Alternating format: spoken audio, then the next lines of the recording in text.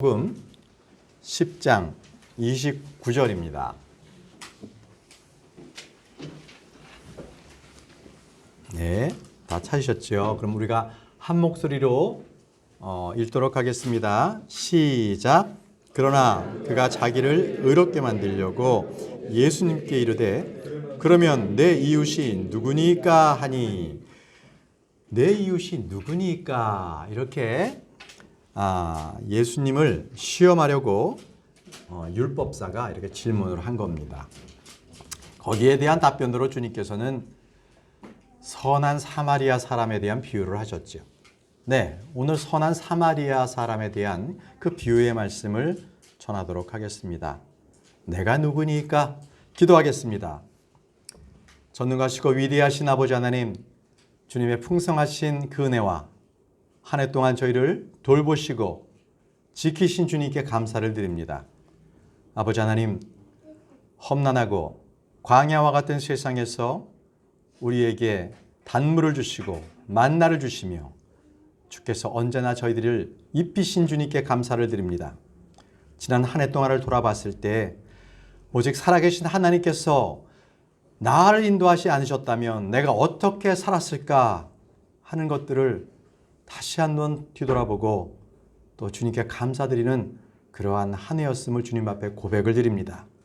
이제 이 시간에 주님께서 주시는 말씀을 통하여서 참된 내 이웃이 무엇인지 그것을 곰곰이 생각하고 주님께서 주시는 말씀에 따라서 우리가 내 이웃에게 다가갈 수 있도록 아버지요, 그 말씀의 능력을 저에게 주시고 힘이 되게 도와주셔서 아버지 하나님, 이 말씀을 통하여서 우리가 살아있는 하나님의 말씀으로 내 이웃들을 사랑할 수 있도록 도와주옵소서. 온전히 주님께서 이 시간 함께 해주시기를 원하오며 예수님의 이름으로 기도합니다. 아멘. 네, 자리에 앉으십시오.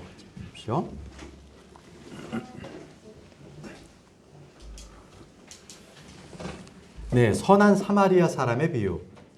이 말씀은 너무나 유명해서 믿지 않는 사람들도 대부분 다 알고 있는 내용입니다. 저는 어렸을 때 교회를 다니지 않았는데요. 특별 어떤 그 공연이 있을 때는 교회에 이렇게 사탕도 받으러 가고 빵도 받으러 교회도 한 번씩 가기도 했었습니다. 그때 기억이 나는 것은 인형극이었어요. 선생님들이 인형극을 준비해 와서 인형 뒤에서 목소리를 내고 인형을 앞에다가 두고서 그 인형이 왔다 갔다 하면서 이렇게 막 안에서 그렇게 연출을 하는 거죠. 그런데 지금도 정말 생생하게 기억나는 게 있어요. 그것은 피 흘리며 쓰러진 그런 강도 만난 자의 그 사람의 그 처절한 장면이었었어요. 얼마나 선생님들이 실감나게 인형극 연기를 하시는지 그 어렸을 때의 기억이 아직도 생생합니다. 이 선한 사마리아 사람의 비유에는 강도를 만난 이웃이죠. 강도를 만난 이웃에는 세 사람이 등장하는데요. 제사장, 레위 사람, 그리고 사마리아 사람, 이렇게 등장해요. 그러니까 강도를 만난 사람을 만났을 때에 제사장하고 레위 사람은 다른 길로 도망가 버렸어요. 그런데 사마리아 사람은 그를 도와줬죠. 여기까지는 우리 다 알잖아요. 그죠? 자, 그래서 주님께서는 강도를 만난 사람의 이웃이 바로 그 사마리아 사람이다, 이렇게 말씀을 해주신 거예요. 그렇다면 여러분, 오늘 말씀을 들어가기 전에 여러분들의 이웃은 누구라고 생각하십니까? 같은 동네에 사는 사람인가요? 아니면 아파트 옆집? 저희 집 아파트 옆집은 6개월에 한 2번 만나나요? 엘리베이터 같이 탈 때. 그거 이외에는 만날 수가 없어요. 직장 다니시나 봐요. 고향 사람이 다 이웃이다. 물론 한 동네에서 고향에서 자라신 분들은 그렇게 생각할 수 있을 거고요. 또는 도시에서는 보통 같은 가문인가, 같은 학교인가, 같은 지역인가, 또는 같은 직장에 다니고 있는가, 이것이 나름대로 어떤 이웃이라는 그 구분 선상의 대상이 아닌가, 이렇게 생각을 합니다. 그럼 여러분, 크리스천들은 누가 이웃일까요? 당연히 우리 교회에 같이 다니시는 분들. 큰 교회 같은 경우는 교구, 속해 있는 구역들, 뭐 이렇게 또 나누겠죠? 예. 크리스천이면요, 모두가 다 이웃이고 형제라고 믿어야 하는 거예요.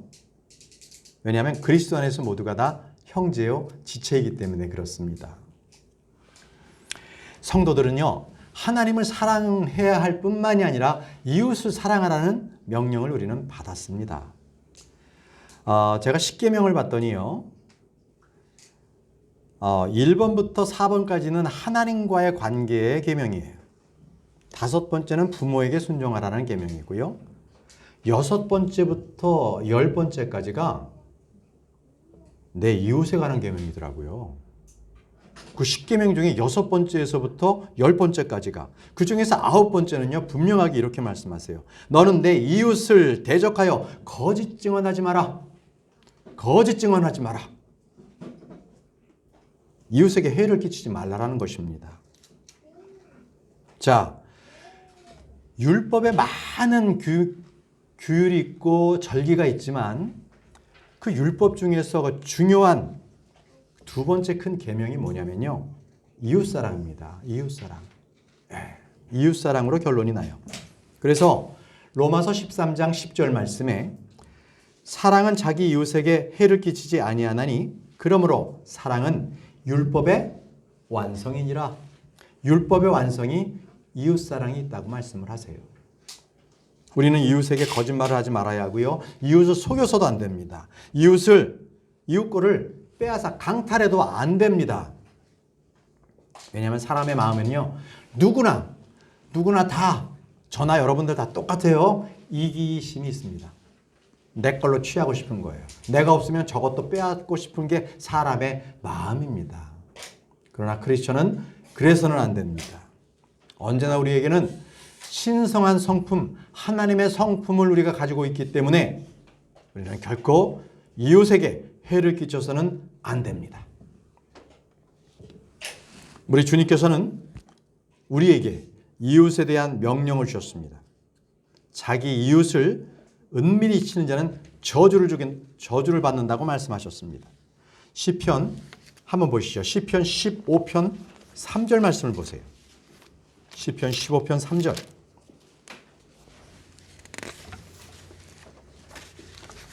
혀로 헐뜯지 아니하며 자기 이웃에게 악을 행하지 아니하고 자기 이웃을 모욕하지 아니하며.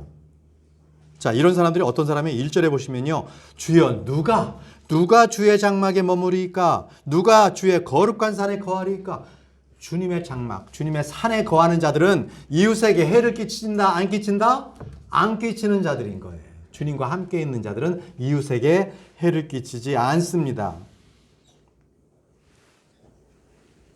자기 이웃을 몰래 헐뜯고 그런 자들에게는 주님께서 그를 끊어버리신다는 거예요.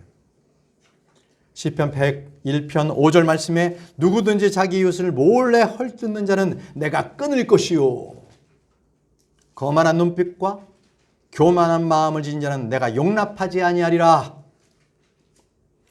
우리는 자기 이웃을 도와야 합니다. 자기 이웃을 사랑해야 합니다. 우리 각 사람은 자기 이웃을 기쁘게 하여 그의 유익을 구하고 그를 세워주는 사람이 되어야 합니다.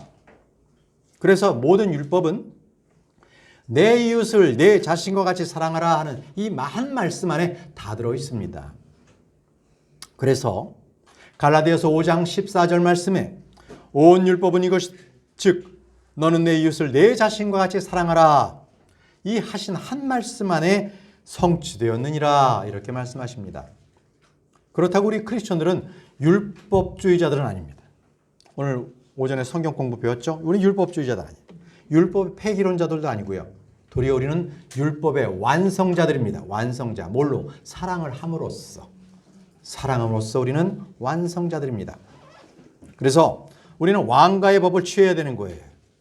왜? 우리는 왕의 제사장들이니까요. 영적 제사장들이기 때문에 왕가의 법을 취해야 합니다. 왕가의 법은 무엇입니까? 바로 내 이웃을 내 자신과 같이 사랑하라. 야고보서 2장 8절에 이렇게 말씀하셨습니다. 너희가 성경 기록에 따라 너는 내 이웃을 내 자신과 같이 사랑하라. 이렇게 말씀하시는 왕가의 법을 성취하면 잘하거니와 왕가의 법을 성취하면 잘하거니와. 예, 내 이웃을 내 자신과 같이 사랑하라. 이것이 왕의 법도입니다. 그러면 여러분들은 왕가의 제사장들 아니겠습니까? 그렇다면 그 말씀에 따라서 왕의 법도를 지켜야 되는 거죠. 그것이 무엇이라고요? 내 이웃을 내 자신과 같이 사랑하라. 우리는 이 땅에서 영원히 살 사람들이 아닙니다. 그래서 이웃과 더불어 살아야 돼요.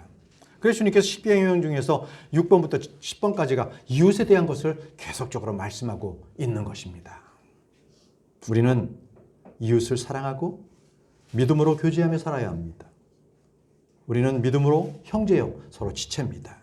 그래서 이웃사랑, 형제사랑은요 크리스찬들의 뭔가 타이틀과 같아요. 이게 겉에 보이는 그런 명칭과도 같아요. 이웃사랑. 그것이 우리들의 행위로서 드러나는 거죠.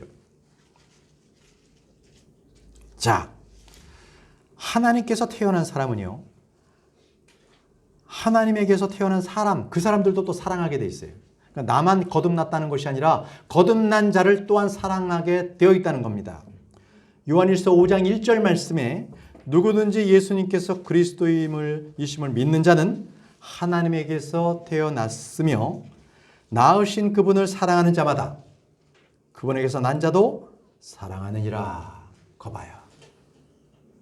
나만 믿고 나만 잘 되는 게 아니라 나와 같이 예수 그리스도를 주요 구원자로 믿는 형제, 자매들은 내가 사랑할 수밖에 없어요. 그런데 혹시 여러분 지금 내 옆자리에 앉아 있거나 내 앞뒤 앉아 있는데 저 사람은 정말 꼴 보기도 싫어. 정말 교회에서 안 봤으면 좋겠어. 이런 분 계세요? 그러면 안 됩니다. 지금 하나님 말씀에 불순종하는 거예요. 그렇죠? 불순종하는 겁니다. 분명히 우리는 내 형제를 사랑해야 합니다. 우리는 오늘 말씀을 통해서 우리가 사랑해야 될 이웃이 과연 우리 지체들만인가? 그 점을 좀 알아보려고 해요. 정말 우리가 사랑해야 될 이웃은 어디까지인가? 어디까지인가? 말씀을 통해서 한번 우리가 공부해 보도록 하겠습니다. 자, 오늘 본문 말씀을 돌아가겠습니다. 누가복음으로 가보시죠. 누가복음 10장입니다. 누가복음 10장 오늘 한 절만 읽었지만 시간 관계상 그랬던 거고요. 25절, 10장 25절부터 쭉 여러분들은 말씀을 보면서 따라오시면 됩니다. 누가복음 10장 25절에 어떤 율법사가 주님께 나와서 선생님이요, 내가 무엇을 하여야 영원한 생명을 상속받으리까? 이렇게 물었죠. 근데 이 질문에는요 아주 악한 마음이 있었어요. 예수님을 시험하려고 그랬던 거예요. 시험하려고. 이 율법에 능통한 사람이 율법사거든요. 그러니까 뭔가 예수님을 시험해서 뭔가 그 핸디캡을 찾고 싶었던 거예요. 먼지를 좀 찾아내고 싶었던 거지요. 자, 26절 보십시오. 예수님께서 이렇게 말씀하셨습니다. 율법에 무엇라 기록되어 있느냐? 너는 어떻게 읽느냐? 이렇게 되물으셨습니다. 율법사는 지체하지 않고 자기가 잘 알잖아요. 율법에 자기는 공부를 했으니까. 그러니까 신명기 6장 5절에 있는 말씀을 인용해서 다음과 같이 답변했는데요. 그게 바로 27절에 있는 말씀이에요. 누가복음 10장 27절에 그가 대답하여 이르되 너는 내 마음을 다하고 혼을 다하고 힘을 다하고 생각을 다하여 주 내 하나님을 사랑하고 내 이웃을 내 자신과 같이 사랑하라 하였나이다 하매. 여러분, 당시 이 유대 사회에서 이렇게 종교 지도자들은요, 이 모든 명령에 하나님을 사랑하라, 그리고 내 이웃을 사랑하라, 이것을 딱 아예 그냥 못이 박히게 알고 있었던 사람들입니다. 그러니 술술술 뭐 그냥 나오죠 뭐. 그러나 그렇게 행하지 않았거든요. 자, 이유를 들어보세요. 자, 일단 주님께서는 28절에 내가 옳게 대답하였다 이렇게 말씀하시고 한 가지 딱 찍습니다. 자, 그 말은 맞는데, 자, 그 다음 보세요. 이것을 행하라. 행하죠. 행하지가 않았거든요. 이것을 행하라. 그래야만 내가 살리라. 행하면 살리라는 거예요. 행하면 살리라. 이거 중요한 교리적인 문제가 여기 또 나옵니다. 교리적인 말씀이에요. 율법은요, 믿어서 끝나는 거 아니에요. 믿어서는 율법은 행해야 합니다. 듣고 끝나는 것이 아닙니다. 율법은 행하지 않으면 죽습니다. 신약은요, 믿으면 삽니다. 행하면요, 상급을 받습니다. 행하지 않는다고 해서 죽지 않습니다. 달라요. 구약과 다릅니다. 자, 율법사는 율법을 잘 알고 있었어요. 주님은 그래, 내가 아는 것이 옳다라고 말씀하셨습니다. 그리고 말씀하셨죠. 이것을 행하라. 그리하면 내가 살리라. 율법에 나와 있는 말씀을 내가 행하라는 것입니다. 이것이 바로 율법에서 난 의입니다. 율법을 행함으로써 자기가 나타난 자신의 의. 자, 믿음이 오기 전까지는 유대인들은 율법에 나타난 바로 그 의, 그것을 믿음으로써 그들은 살 수 있었어요. 행함으로써 이것을 행하라. 그리하면 살리라. 믿음을 듣고 행했습니다. 로마서 10장 5절 말씀에 모세가 율법에서 난 의를 묘사하되 그것들을 행하는 사람들은 그것들로 말미암아 살리라 하거니와. 자, 믿었다고 해서 끝나는 것이 아니라 듣고 그것을 행하는 사람은 그것들로 말미암아 살리라. 이렇게 말씀하셨잖아요. 네, 복음은 그렇지 않습니다. 복음은요, 다 이루었다. It is finished. It's done. 다 이루었다 하시는 주님의 말씀에 다 있습니다. 그래서 복음은요, 주 예수 그리스도를 믿으라. 그리하면 내가 구원을 받으리라. 이것이 바로 신약의 믿음입니다. 구약과는 상관이 없어요. 자, 다시 또 누가복음 10장 29절 말씀을 보시죠. 그러나 그가 자기를 의롭게 만들려고, 율법사가 자기를 좀 의롭게 좀 나타내려고요, 예수님께 이렇게 말했습니다. 그러면 내 이웃이 누구니까 하니, 내 이웃이 누굽니까? 그러면 아니면 온 동네방네 아니면 뭐 온 나라마다 다 사랑해야 됩니까? 자기네들 그렇게 못하겠거든요. 또 그렇게 할 수 없는 존재들도 분명히 자기들은 선을 그어 놨던 겁니다. 자, 이 율법사는 예수님을 시험을 계속하고 또 이 질문을 또 한 것은 자기를 의롭게 나타내려고.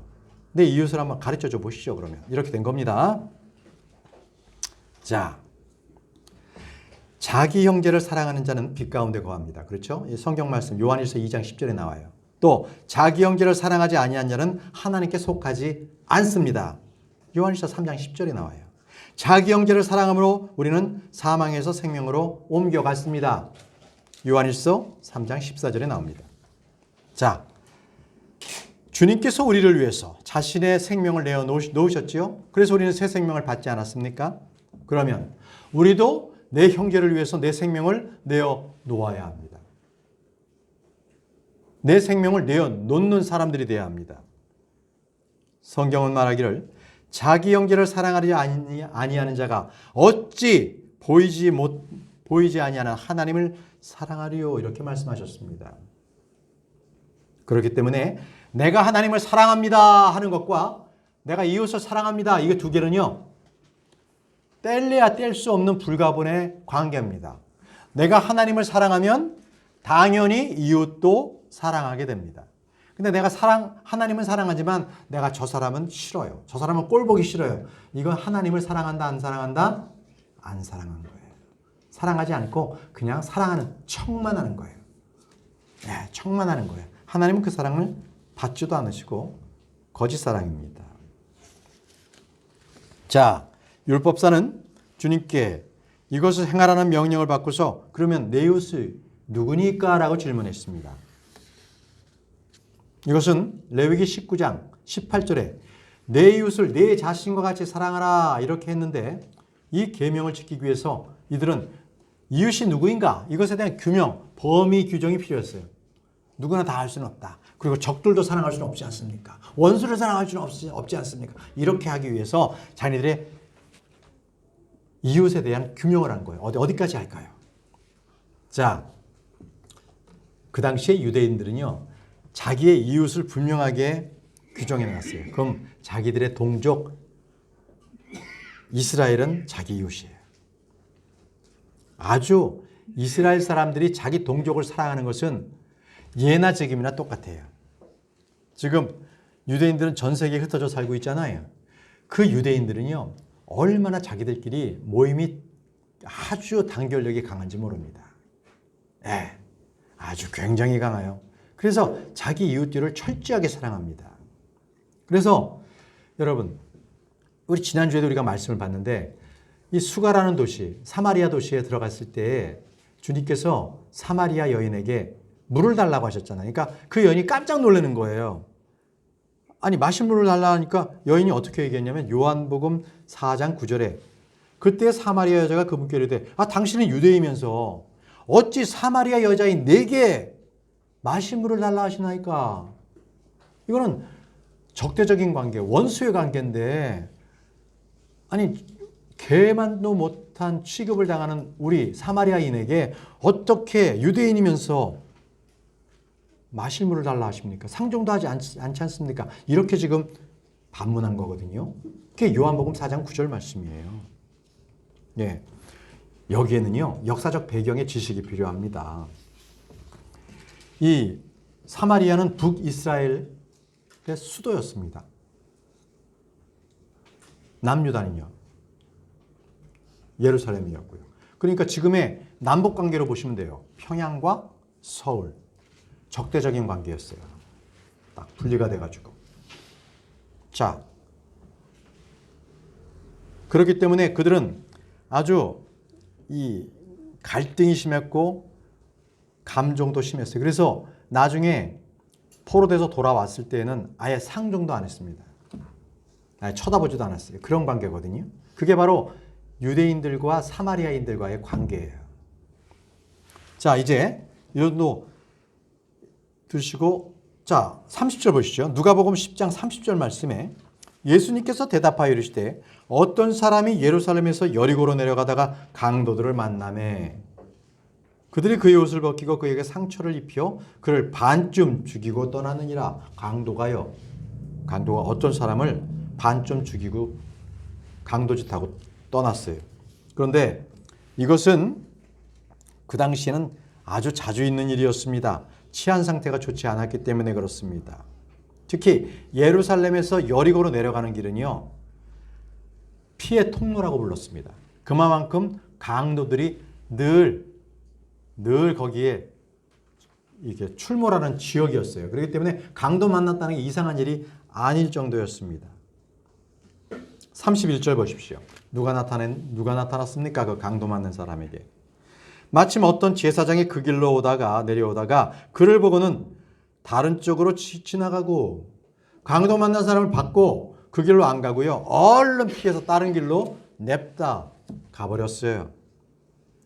자, 참 이거 강도 만난 사람이 정말 숨을 헐떡거리면서 의식이 없는 가운데서 저 멀리서 누군가 오는 것을 어렴풋이 봅니다. 그런데 그가 일반 사람이 아니라 복장이 다르네. 그 복장은 제사장 복장은 다른 거 아시죠? 제사장 복장을 입고 있어요. 그러니 이 강도 맞는 사람은 마음으로 주님께서 나를 살려주시려나 보다. 저렇게 제사장, 주님의 종을 불러서 나를 구해주려나 보다. 이렇게 생각하지 않았겠습니까? 이젠 살았다. 그런데 그 제사장의 행동은 정반대였어요. 아예 다른 길로 가버렸어요, 그냥. 자, 어쩌면은요, 이 제사장은 자기가 그 장소, 강도를 만난 그 장소에 있다가는 자기도 강도를 만날 수 있다라는 두려움에 휩싸일 수도 있었을 것입니다. 어쩌면은 그는 죽어가는 사람을 도와줄 수 없는 그런 담력이나 용기도 없었을 거예요. 괜히 함부로 도와주다가 요즘처럼 뭔가 좀 이렇게 피해받는 사람 도와주다가 도리어 자기가 얻어 터지고 몰매 맞고 그렇게 피할까 봐 아예 다른 쪽으로 갔는지도 모르겠습니다. 이 제사장들은요, 합리화시킬 수 있는 이유가 하나 있었어요. 그것은 율법이었습니다. 시체와 피를 만지면 안 되는 거였어요. 얼마나 좋아요. 제사장이 피를 흘리고 있는 저 강도 만난 사람을 가서 돌봐주지 않아도 되잖아요. 왜? 제사장은 불결한 거 만나면 안 되고 시체를 만나면 안 되고 피를 만져서도 안 되니까. 그것이 자기를 보호해 주니까. 그런데 말이죠. 제사장도 알고 있었어요. 그 율법의 모든 규례에도 분명히 사랑과 긍휼이라는 거예요. 율법의 모든 긍휼도 모든 규례도 사랑과 긍휼이라는 거예요. 그래서 긍휼이 심판을 이깁니다. 긍휼이 심판을 이겨요. 그래서 제사장은 자기는 합리화시킬 수 없었을 거예요. 율법을 앞세워서 이웃에 대한 사랑과 긍휼을 율법에 대한 다른 것보다 더 중히 여겨버렸던 거지요. 결코 그는 사랑을 베풀지 않았습니다. 율법을 행하지 않았습니다. 또 제사장들이 이렇게 돕지 않을 수 있는 또 다른 이유가 있습니다. 그것은 자기의 수입과도 관계가 돼요. 수입.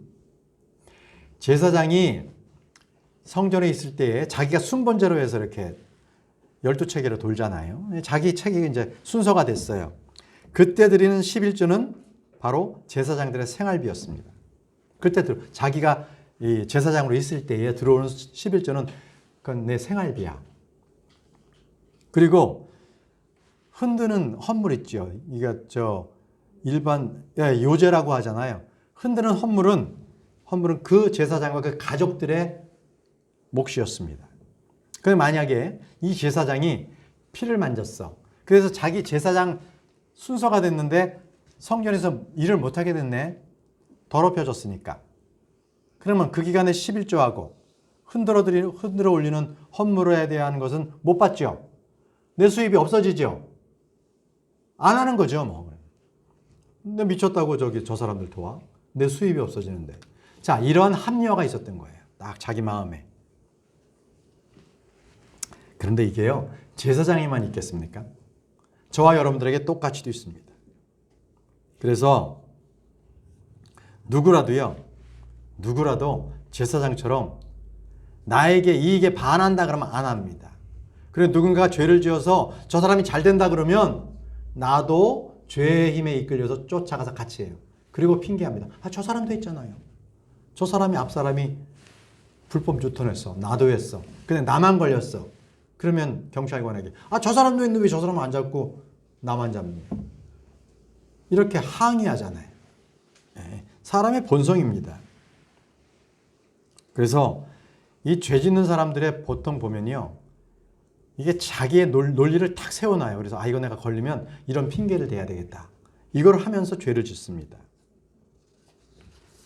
그건 자기 변명일 수밖에 없어요. 자기 변명입니다. 하나님 앞에 아무 소용이 없는 거죠.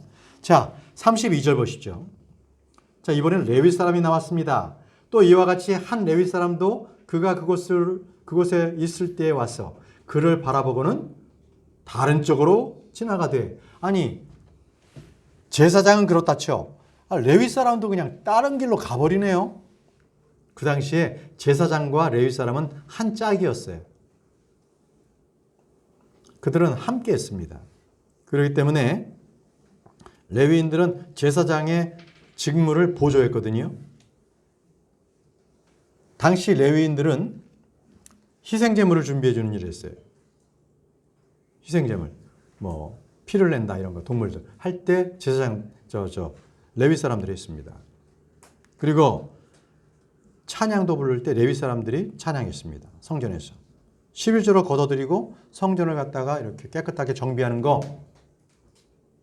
각종 성전 기구를 나르는 거, 이거 다 레위인들이 했어요. 자, 그렇기 때문에 언제든지 그들은 제사장과 동일한 삶을 살고 있었던 사람들입니다. 그래서 레위 사람은 이렇게 생각했을 거예요. 저 앞에 가는 제사장이 그리고 다른 길로 갔잖아요. 나도 다른 길로 가는데요, 뭐. 핑계대기 아주 쉽죠. 네. 그렇지만 율법에는요, 소와 나귀가 넘어진 것을 보거든 그냥 지나치지 말라라고 규명하고 있어요. 하다못해 동물들도 쓰러져 있으면 이렇게 세우라는 거예요. 그게 율법입니다. 그런데 짐승도 아닌 죽어가는 사람이 있는데 그걸 피해간다? 결코 그것은 용납되지가 못한 겁니다. 또 레위인들은 제사장들처럼 정결법이 없습니다. 정결례가 없었어요. 그들에게는. 그것은 어떻게 보면 악에 대한 이것들은 누가 악을 행한다 면 철저하게 그것을 모방하는 사람들의 본성에 따른 겁니다. 선한 것들은 아무리 가르쳐도 따르지 않고 죄는요 안 가르쳐도 따라해요. 이게 사람의 본성입니다. 그래서 언제든지 사람은 악한 것, 육신적인 거, 나쁜 거 이거는 안 배워도 잘합니다. 그게 사람입니다. 그래서 윗사람의 나쁜 것을 아랫사람이 제일 먼저 배워요. 예를 들어 볼까요? 롯이 어땠어요? 롯이 아브라함에게 뭘 배웠는지 아십니까? 그는 파라오나 아비멜렉에게 아브라함이 거짓말하는 것을 롯은 보고 들었어요. 그는 그것을 분명하게 체득했습니다. 많은 교회 성도님들이 목사를 봅니다. 이야, 목사도 똑같네. 그리고 자기 행위를 합리화해요. 예, 그렇습니다. 그래놓고 핑계대는 거죠. 자, 이제 33절에서 35절 말씀을 보시죠. 33절에서 35절. 어떤 사마리아 사람은 여행을 하다가 그가 있던 곳에 이르러 그를 보고 불쌍히 여겨 그에게 가서 기름과 포도즙을 붓고 그의 상처를 싸매매 그를 자기 짐승에 태워 여관으로 데려가 돌보아주고 이튿날 떠날 때에 이 데나리온을 꺼내 주인에게 주며 그에게 이르되 그를 돌보아주라. 당신이 얼마를 더 쓰든지 내가 다시 올 때 갚으리라 하였느니라. 자, 이게 35절까지의 말씀입니다. 자, 어쩌면은요, 이 강도 만난 사람은 사마리아 사람을 만나는 게 최악이었을 거예요. 왜냐하면 원수였으니까. 지금으로 하는 간첩을 만난 거예요, 이게. 내가. 응? 어두운 그 산길에서 내가 쓰러지는데, 아이, 간첩 행위하는 사람을 내가 만났네. 이거가 똑같은 아주 최악의 경우를 만난 거죠. 이 사마리아와 유대인의 관계, 이것은 참으로 역사가 깊습니다. 아까 말씀드렸지만 남북 왕국이 분열된 이후에 계속적으로 그들은 전쟁을 해와서 서로를 적으로 여겼습니다. 또 예루살렘과 사마리아가 이제 다 멸망을 했지 않습니까? 이 사마리아는 아시리아에게 멸망당했고요. 예루살렘은 이 바벨론의 포로가 돼서 다 멸망당했습니다. 그런데 바벨론에서 돌아온 이 유대인들의 기록을 보게 되면 그 어디에도요 사마리아인들과 함께 성전을 재건했더라 이 말씀은 없습니다. 철저하게 성전 재건을 할 때부터 사마리아인들을 완전히 배격시켜 버립니다. 왜? 원수니까. 또 이유가 있어요. 사마리아인들은요 이 아시리아가 이민 정책을 폈거든요. 그래서 그 땅의 사마리아 사람들을 다 외국으로 보내버리고 다른 나라 이방인들을 사마리아로 들어와서 살게 했어요. 그러니까 어떻게 되겠어요? 사마리아에 사는 사람들이 다 인종이 혼혈이 된 거예요. 뒤섞여 버린 거죠. 자, 그것을 이제 유대인들은 그들을 개취급을 한 거예요. 저들은 우리와 같은 종족이 아니야. 이렇게 취급을 한 거죠. 이렇기 때문에 사마리아 여인이 예수님을 보고 아니 어떻게 당신은 나에게 마실 물을 달라고 하냐고 반문할 수밖에 없었던 거죠. 이토록 이 유대인들은 사마리아인들을 아예 잡종으로 여겼습니다. 같은 동족으로 아예 여기지도 않았습니다. 사마리아는 사실 예전부터 북왕국 이스라엘 때부터 우상을 철저하게 많이 신봉을 해왔거든요.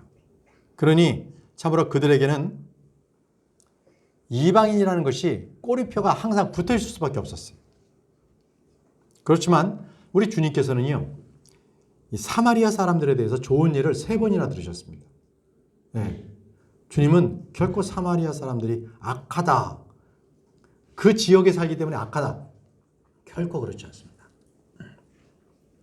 요한복음 4장에 사마리아 여인 말씀드렸죠. 강도 입은 사람을 도와준 사람 선한 사마리아 사람이었습니다. 또 한 사람 예수님께서 병을 고쳐준 나병 환자 중에서도 그 중에 한 명이 사마리아 사람이었습니다. 이렇게 3번 나와요. 3번. 유대인들이 갈릴리 예수님을 욕할 때 사마리아 사람이라고 아주 저주한 경우도 있습니다. 저주예요. 그러니까 사마리아 사람이다라는 것은 욕을 하는 거거든요. 요한복음 8장 48절에 이렇게 욕했습니다. 요한복음 8장 48절에 이에 유대인들이 대답하며 그분께 이르되 너는 사마리아 사람이요. 예수님을 사마리아 사람이라고 딱 인신공격을 하는 거예요. 마귀 들린 자라고 우리가 말하는 것이 옳지 아니하냐니 사마리아 사람이걸 개돼지 취급받는 사람으로 얘기하는 거예요. 아주 모욕하고 비하할 때 그 지역 이름을 쓰는 겁니다. 사마리아 사람. 자, 그런데 여행을 하던 중에 오직 강도 만난 사람을 도운 것은 사마리아 사람이었습니다. 마음에 그에는 긍휼이 있었어요. 자, 마태복음 9장 13절에 이렇게 말씀하고 있습니다. 오직 너는 가서 내가 긍휼을 원하고 희생물을 원치 아니하노라 하신 말씀이 무슨 뜻인지 배우라. 나는 의로운 자를 부르러 오지 아니하고 죄인들을 불러 회개하려고 왔노라 하시니라. 여러분, 제사장들은 하나님께 희생물을 드리기 위해서 긍휼을 그들은 버렸습니다. 그러나 사마리아인은 희생물을 드리는 대신에 긍휼을 베풀었습니다. 긍휼은 희생물보다 율법에 더 중대한 것이라고 말씀하고 계십니다. 마태복음 23장 23절 말씀에 서기관들과 바리새인들 위선자들아 너희에게 화가 있을지어다 너희가 박하와 해양과 근처에 11조는 바치되 율법에 더 중요한 문제인 판단의 공의와 긍휼과 믿음은 무시하였도다. 너희가 마땅히 이것들을 행하였어야 하거니와 다른 것도 행하지 않은 채 내버려두지 말아야 하느니라. 말씀 보세요.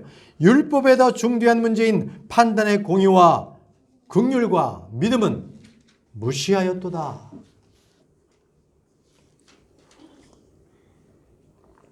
그러나 사마리아 사람은 피하지 않았습니다. 대신 제사장과 레위인은 강도 만난 사람을 피해서 다른 길로 갔습니다.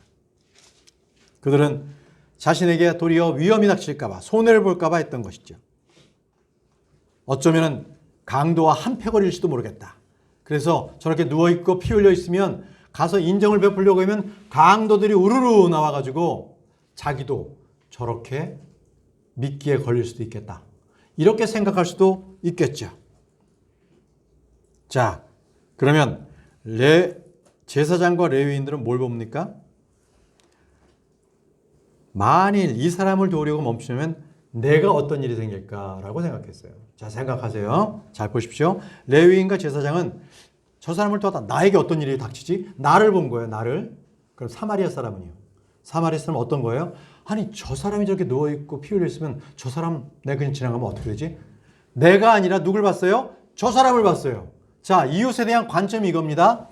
나를 보면 이웃이 보이지 않습니다. 그러나 이웃을 보고 내가 돕지 않았을 때 저 사람은 어떻게 될까? 이웃을 바라봤을 때 내가 선한 행위를 할 수가 있고 내가 이웃이 된다는 거예요. 이웃에 대한 정의가 그겁니다. 이웃 사랑에는요 꼭 감수해야 될 게 있어요. 희생입니다. 희생이 따르지 않으면 그것은 이웃이 아니에요.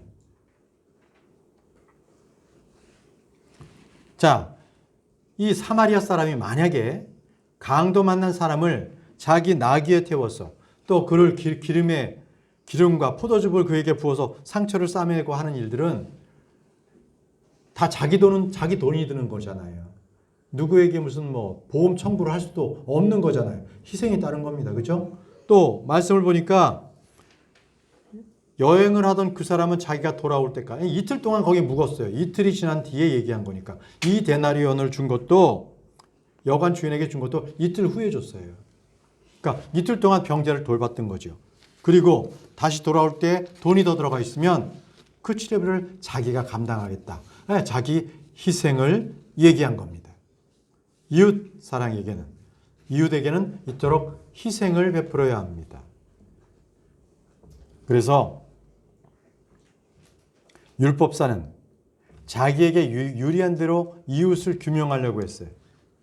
그렇지만 이웃이라는 것이 무엇인지를 주님께서는 분명히 이 비유를 통해서 말씀하셨던 겁니다. 이웃이란 희생이 필요하다. 또 이웃은 사랑해야 할 존재라는 겁니다. 사랑해야 할 존재.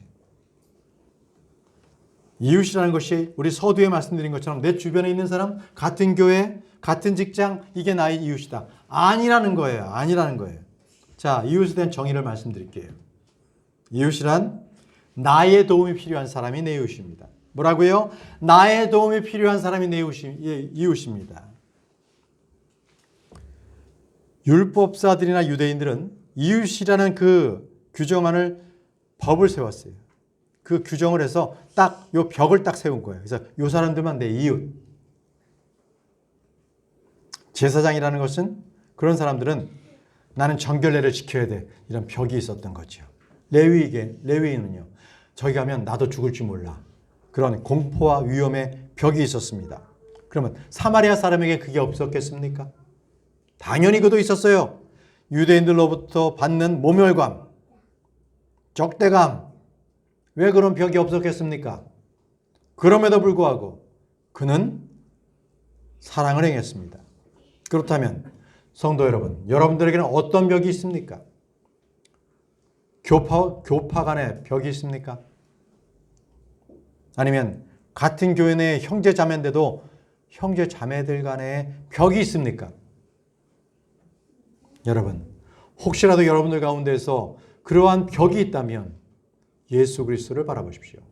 예수 그리스도 안에는 외모를 취하는 법이 없습니다.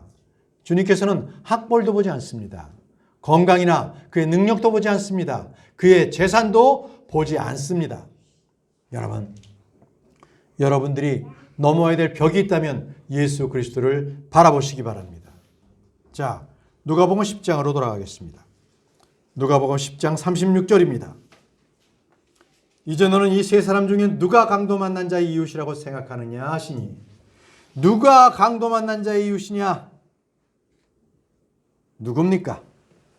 이웃은 결코 종교적인 지위나 신분으로 되는 거 아닙니다. 율법적 지식으로 이웃이 되는 거 아닙니다. 킹제임스 성경을 많이 안다고 해서 이웃 되는 거 아닙니다. 율법사는 주님께 물었습니다. 누가 내 이웃입니까? 이렇게 물었지만 주님은 도리어 이렇게 물으셨죠. 너는 누구의 이웃이 되었느냐? 이웃을 규명하기 전에 너는 누구의 이웃이 되려고 노력했느냐? 희생했느냐? 사랑했느냐? 이것을 묻고 계십니다. 여러분, 우리는 나의 이웃이 누구인가를 찾아서는 안 됩니다. 도리어 내가 누구의 이웃이 될까? 내가 누구의 이웃이 되어야 하는가? 이렇게 묻고 답해야 합니다. 이것이 바로 율법사에게 말씀하신 주님의 답변입니다. 되물으셨어요. 너는 누구의 이웃이냐? 이것이 바로 저와 여러분들에게 동일하게 묻고 있습니다. 내 이웃을 내가 규명하는 것이 아니라 바로 나의 도움이 필요한 사람, 그에게 긍휼을 베풀 때에 나는 그의 이웃이 되는 겁니다. 37절 말씀입니다. 37절, 그가 이르되 그에게 긍휼을 베푼 자니 다음에 이에 예수님께서 그에게 이르시되 가서 너도 그와 같이 하라 하시니라.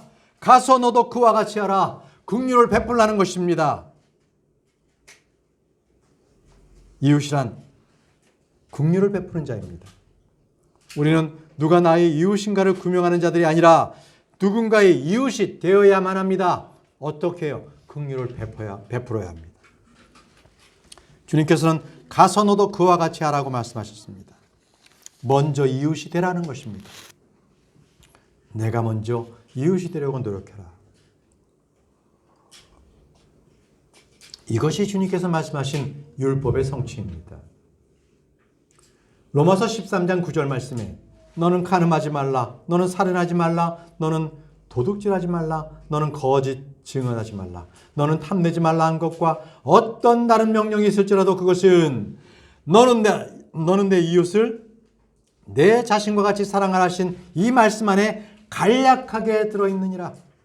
율법의 성취가 내 이웃을 사랑하라. 여기에 간략하게 다 들어있다고 말씀하고 계십니다. 사랑해야 할 이웃이 누구인가? 이것을 물었던 율법사에게 주님은 도리어 가서 너도 그와 같이 하라. 이 답변을 주신 겁니다. 가서 너도 그와 같이 하라. 그것이 이웃이라는 겁니다. 긍휼을 베풀고 선을 행하고 사랑을 베풀고 도움을 주고 섬기는 것, 그를 위해서 희생하는 것, 이것이 바로 이웃이 되는 길입니다. 여러분은 지금 누구의 이웃입니까? 여러분들의 이웃은 누구십니까? 내게 긍휼을 베푼 자가 나는 그의 이웃이 됩니다. 그리고 내가 긍휼을 베푼 자가 그가 나의 이웃이 되는 겁니다. 이것이 바로 서로 사랑하라는 주님의 명령입니다. 자, 우리 주님께서 우리에게 주신 명령 한 구절을 읽고 마치도록 하겠습니다. 다 같이 요한복음 13장 34절 말씀을 펴보시기 바랍니다. 요한복음 13장 34절 우리가 한 목소리로 읽도록 하겠습니다. 우리 주님께서 크리스천들에게도 동일하게 주신 말씀입니다. 요한복음 13장 34절입니다. 함께 읽겠습니다. 시작. 내가 새 명령을 너희에게 주노니 너희는 서로 사랑하라. 내가 너희를 사랑한 것 같이 너희도 서로 사랑하라. 그렇습니다. 우리는 주님께서 우리를 사랑하신 것 같이 서로 사랑해야 합니다. 베드로가 분명히 말했습니다.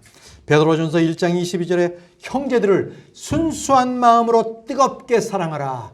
순수한 마음으로 뜨겁게 사랑하라. 우리는 주님께 받은 명령을 기억해야 합니다.